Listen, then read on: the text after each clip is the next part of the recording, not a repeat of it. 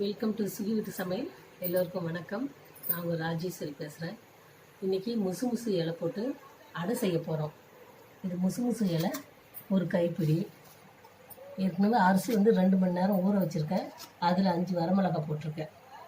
இது தாளிக்கிறதுக்கு வெங்காயம் 2 வெங்காயம் சின்னதாக கட் பண்ணி வச்சுருக்கேன். 5 பூண்டு பல் இடித்து வச்சுருக்கேன். இது கடலைப்பருப்பு ஒரு தேக்கரண்டி, கொஞ்சம் 1 ஸ்பூன் மிளகு, 1 ஸ்பூன் ஜீரகம். இது குப்பமேனி, இதுவும் இது கூட போட்டு அரைக்கணும். பாருங்கள், இது முசு முசு இலை. இது இப்படி தான் இருக்கும். இந்த இலை ரொம்பவே நல்லது. அதிகமாக சளி பிடிச்சிருக்கிறவங்களுக்கு இந்த இலையை சாறு எடுத்து கொடுப்பாங்க. இது சளி, இருமல், ஜுரம் எல்லாத்துக்குமே சரியாகும். எப்படிப்பட்ட சளியாக இருந்தாலும் இது குணப்படுத்தும். இது ஒன்று மோஷன் வழியாக வந்துடும் இது சாப்பிட்டோம்னா. இப்போது இதை போட்டு அடை செய்யலாம். அரிசி அரைச்சிப்போம். அரிசி கூட இந்த முசு முசு இலையும் சேர்த்து அரைச்சிக்கலாம். வாங்க. இதில் என்னென்ன போட்டிருக்கேன்னா, அரிசி, வரமிளகா, அந்த இலைங்க 2 இலையும், அப்புறம் 1 ஸ்பூன் மிளகு, 1 ஸ்பூன் ஜீரகம், உப்பு. இதை போட்டு நல்லா அரைச்சி வச்சுருக்கேன் இட்லி மாவு பதத்துக்கு. இப்போ இதில் ஊற்றிக்கலாம். இப்போ இதில் ஒரு 1/4 டம்ளர் தண்ணி விட்டு இந்த மாவெல்லாம் அலம்பி எடுத்துடலாம். கிளம்பி இதில் விட்டுருங்க. இப்போ இந்த பக்குவத்துக்கு வந்தாச்சு. இதில் தாளிப்புக்கு இந்த கடலைப்பருப்பு, வெங்காயம், பூண்டு இதை எண்ணெயில் வறுத்து இதில் ஊற்றிக்கலாம். பேன் சூடாகிடுச்சு. இப்போ எண்ணெய் ஊற்றி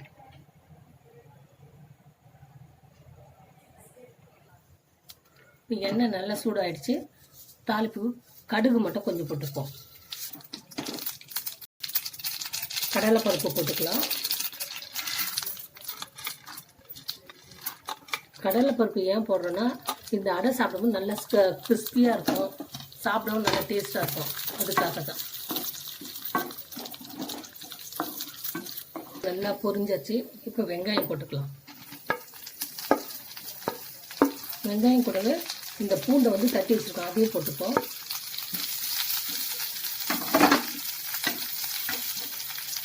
வெங்காயம்லாம் நல்லா பொரிஞ்சிச்சு.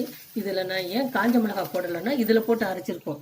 இப்போது தோசையா இல்லை அடையாக நம்ம சுட்டும் பொழுது சின்ன பிள்ளைங்களுக்கு பல்லுலாம் தட்டுப்படும், உடனே அதெல்லாம் காரம் சொல்லிட்டு பண்ணுவாங்க.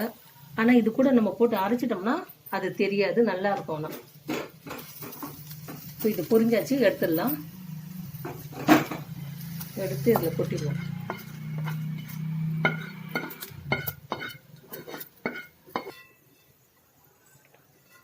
ஒரு தோசைக்கல்லை வச்சுட்டு இப்போ இதில் அடை போல சுடலாம்.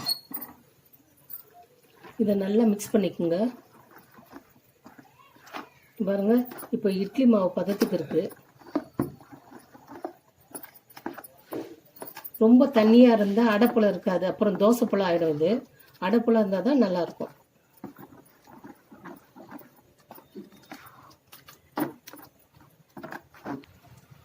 இதில் உப்புலாம் ஏற்கனவே போட்டாச்சு. இப்போ கரெக்டாக இருக்குது. கல் சூடானோன்னு அடை போட்டுடலாம். கல் சூடாச்சு. இங்கே பாருங்கள், நான் நல்லெண்ணெய் தான் நிறைய யூஸ் பண்ணுவேன். நான் நான்வெஜ்ஜாக இருந்தாலும் சரி, தோசையாக இருந்தாலும் சரி, நல்லெண்ணெய். ஏன்னா நல்லெண்ணெய் ஸ்கின்னுக்கெலாம் ரொம்ப நல்லது. இந்த கெட்ட கொழுப்பெல்லாம் நம்மளுக்கு தங்க வைக்காது. அதுக்காக தான் நல்லெண்ணெயை யூஸ் பண்ணுறது.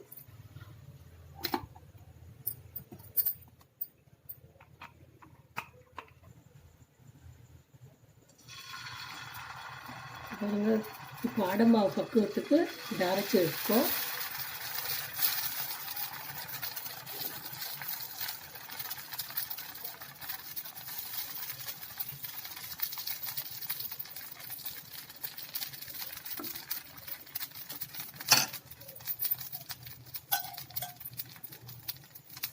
இது கொஞ்சம் அப்படி மேலுக்கு வரதான் செய்யும். ஏன்னா இதில் உளுந்து கிடையாது, வெறும் அரிசி மட்டும் தானே போட்டிருக்கோம். அதனால கொஞ்சம் சூடு ஏறணும்னு பாத்திரம் மாவு கொஞ்சம் இப்படி தூக்க ஆரம்பிக்கும். நம்ம கொஞ்சம் அமுத்தி விட்டுடலாம். நல்லா செவந்து வரட்டும், அதுக்கப்புறம் திருப்பி போட்டுக்கலாம். இப்போ அடியில் செவந்தாச்சு. இப்போ திருப்பி போட்டுக்கலாம்.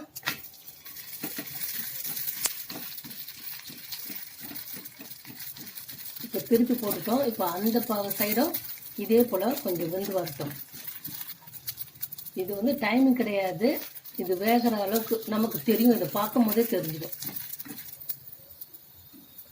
பாருங்கள், இந்த சைடும் 2 பக்கமும் வெந்துருச்சு. அவ்வளோதான்.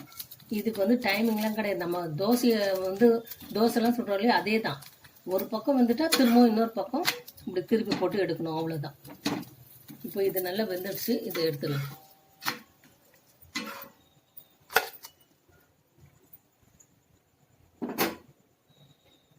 இப்போ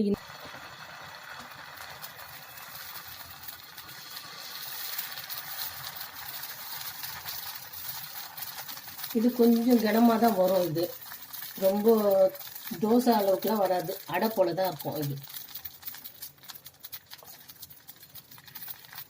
ஏன்னா அடையில் நிறைய பருப்புங்களை நம்ம சேர்க்குறோம், இதில் வெறும் அரிசி மட்டும்தான். அரிசி, இந்த கீரைங்க, முசு இலை, குப்பாமணி, வேணும்னா முருங்கைக்கீரையும் நம்ம சேர்த்துக்கலாம். முருங்கைக்கீரை, கல்யாண முருங்கை இலை, இதெல்லாம் கூட நம்ம சேர்த்து இது போல் அடை போல் செய்யலாம்.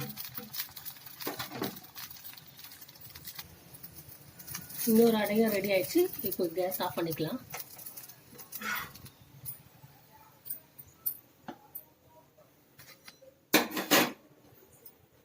பாருங்கள், எவ்வளோ ருசியான அடையை ரெடி ஆயிடுச்சு. இது முசு அடை. இந்த அடையை வந்து மிளகா பொடி வச்சுன்னு கூட சாப்பிட்லாம், இல்லை சட்னி வச்சுன்னு சாப்பிட்லாம், இல்லைன்னா வெறுமா கூட சாப்பிட்லாம். குழந்தைங்களுக்கு ஸ்நாக்ஸாக நம்ம கொடுக்கலாம் ஈவினிங்கில். ரொம்ப நல்லாயிருக்கும் டேஸ்ட்டாக. இதை நான் சாப்பிட்டே காட்டுறேன்.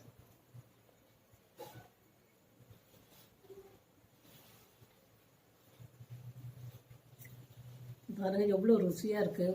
இதில் இந்த கடலைப்பருப்போட டேஸ்ட்டு, அப்புறம் அந்த முசுமுசுகளோட சுவை ரொம்ப நல்லா இருக்குது. இதை நீங்கள் கண்டிப்பாக ட்ரை பண்ணி பாருங்கள்.